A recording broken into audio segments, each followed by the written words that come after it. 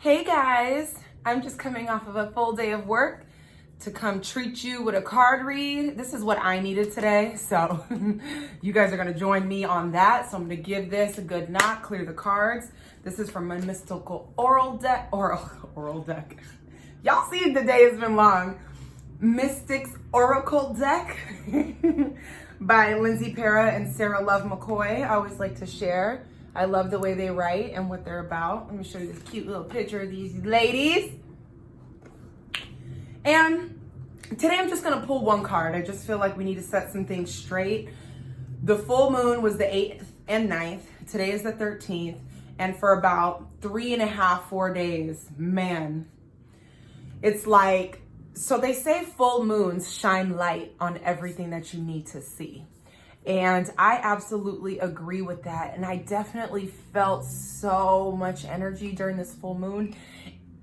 It was almost like it was showing me what was possible again, but in a new way. That's how I know this is a new beginning. And I really want to hold on to that energy. I'm tired today. Tired is an understatement. I'm not the only one. There's a couple people on Twitter who are like, yo, the energy of the full moon. And now today I'm tired. We're being upgraded. There are shifts happening and I can feel it. When I tell you I'm getting messaging through my dreams, it is wild. It is also a reminder to me how sacred my sleep and my space and my spirit and my thoughts and my dreams are. We don't take enough time, if you ask me, to really spend time on our dreams. And actually, let me talk about that really quick. I'm a vivid dreamer. I dream every night. And what I've learned about dreams is that you can really tap into some things. So what I do is when I'm dreaming, if you can, try to remember your dreams. And the ways that you can do that is to not wake up so abruptly. So unfortunately, there's like a loud door that slams. There's people that pull up outside and honk for their friends at 7 o'clock, 6 o'clock in the morning and all this stuff. So when I'm woken up like that, I can't remember anything. But when I have peace and a moment to wake up when I'm ready and be in the middle of a dream state and in the middle of waking up, right there is where I can retain everything that I just saw, learned, heard, everything. And that's how I'm able to take the gems and jewels from my dreams and apply them in real life. And it is so powerful. I really wish I could do it more often, but the way that life and the world is set up, it's not for it. And that's not me talking negative, like, oh, because we hear so much these days and sometimes it gets on my nerves. Like I'm super positive, but then I'm like, no, dude, I can't do that every day because I work, I live in this city, I live in America where our food is shot up with all of this stuff. The air quality is meh. I'm in downtown LA. Like just the circumstances do not allow me to just wake up like a fathermucking Snow White, you know what I'm saying, every morning. I get it as much as I can, but that's really what it takes in order for you to really retain what you're dreaming about. And in those dreams are messages. So anyway, I'm done shuffling. Just wanted to share something with you. I'm just gonna pick one card. I was hesitant to pick this one, but that's probably why I should pick it up. You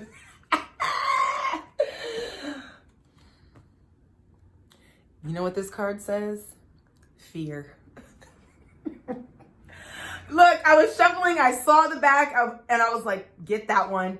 But then I was like, no. And I was like, I gotta get it. My first mind said, get it. And then I pulled the fear card. Let's dive into this. This is just a card for the day. I believe whatever is meant for you will resonate in this time. So we're gonna talk signposts and guidance. I'd like y'all to see how that looks. Signposts and then guidance, and then I'll get into it. So the signposts, and I just talked about new beginnings. Okay, hold on. Darkness, death, corvids, anger, separation, isolation. Now, when I say death, let me let you guys know I'm not channeling any other spirits or whatever. I believe in God. Like this deck is very positive. This is not like, oh, you're going to die on the 13th day of, that's not what all this is about. And I'm going to dive into it more. So just for an energetic level, for those of you who are hearing me, you never know what you find on the internet, but don't worry. It's all good. All right, so guidance. Your fear can be your greatest teacher. Stop yelling at me. If you are not in an intimate relationship with your fear, it is time to ask questions and identify where fear has hidden itself, where it is unconsciously at play in your life. Though fear may have a seat at the table, it need not hold control. Instead, you can use fear to guide you to your needs. By exploring your fear, you can better understand your boundaries, your desires, your wounds in need of healing, and your vision for healing. Fear can protect you from putting yourself in danger, but more often, fear keeps you from truly claiming your power. Fear is the enemy of empowerment. As patriarchy crumbles, the fear it has used as its primary weapon upon the people will wither. Pull out the roots of fear that have planted themselves in your soul. Reach out, connect, stand in the face of the boogeyman, especially when it's in your own mirror, and listen to what fear has to say. You may find it to be power in fear's clothing. You are ready to claim your full power. Now, if that ain't a message for after this full moon and everything that we've been talking about since the top of the year, I don't know what is. I definitely feel like I'm in that space, and I know there's fear there. Personally, I have fears because I've been fearless before and fallen on my ass hard multiple times. Like, you know, there's a lot of life lessons that I learned where fear is subconsciously running in the background, because I'm telling myself, dang though, like I did accomplish, but I failed and it hurt. And then I failed again and it hurt more, and I'm still trying and working, and I feel like life is just kind of slapping me around a little bit. And I have been hesitant to take action. I haven't been functioning in my full power in years. I ain't even gonna lie. I haven't been functioning in my full power for years because I'm afraid. I'm afraid to open up and do all the things and not make it, you know, not be acknowledged, not succeed, not accomplish what I'm setting out to do. And it does make me a little emotional. I can tell I have a stop there but this is why I tell you guys so much, like, about keeping it. It's so important to keep going, because no matter what comes up against you, and no matter what has come up against me, it only makes me a better person.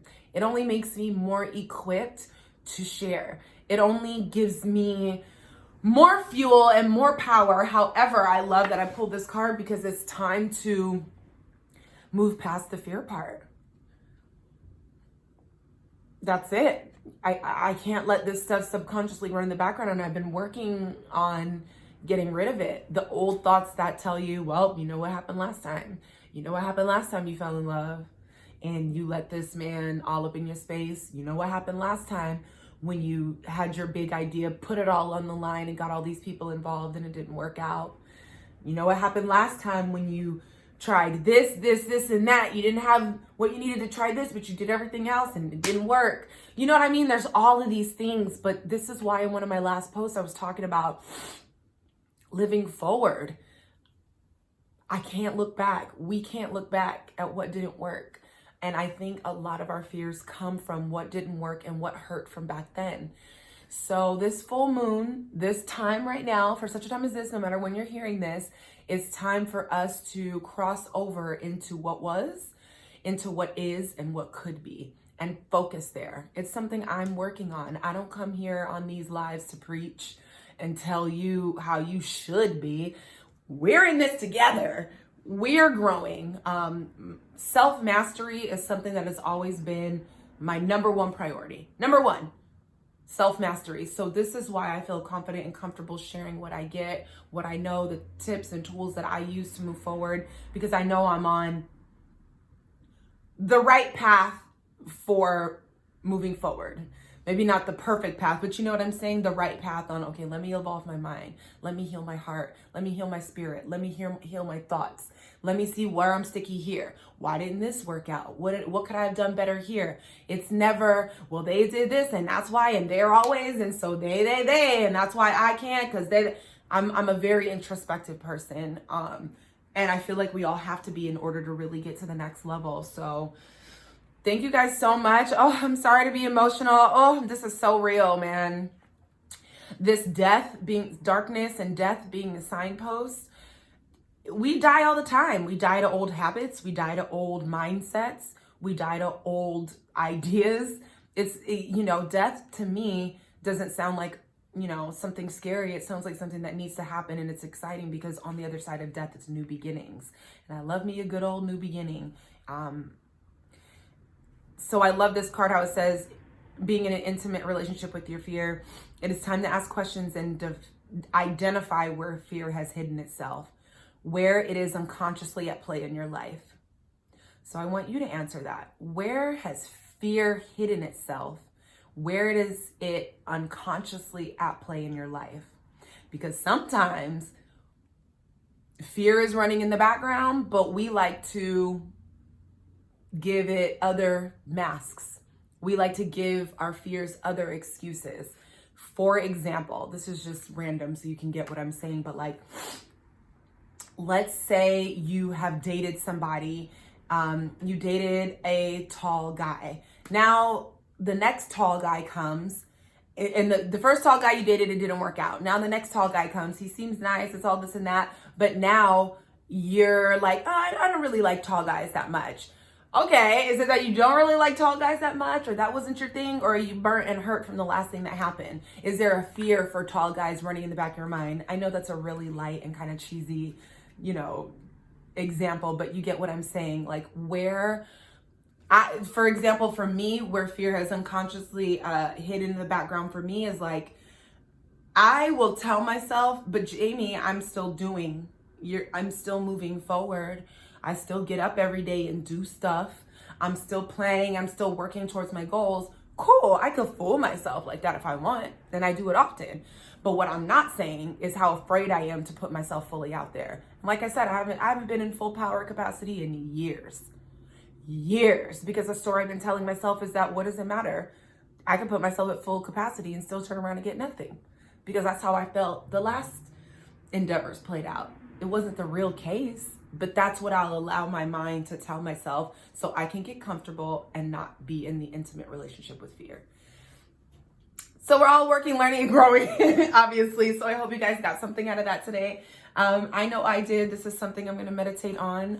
There's a lot I'd like to move forward from, and I'm happy to be able to share with you guys. And please leave a comment, any insight that you have, or if you discovered any fears that you was playing around with yourself with and know you have them, but trying to deny it, let me know. I love having these conversations with you guys.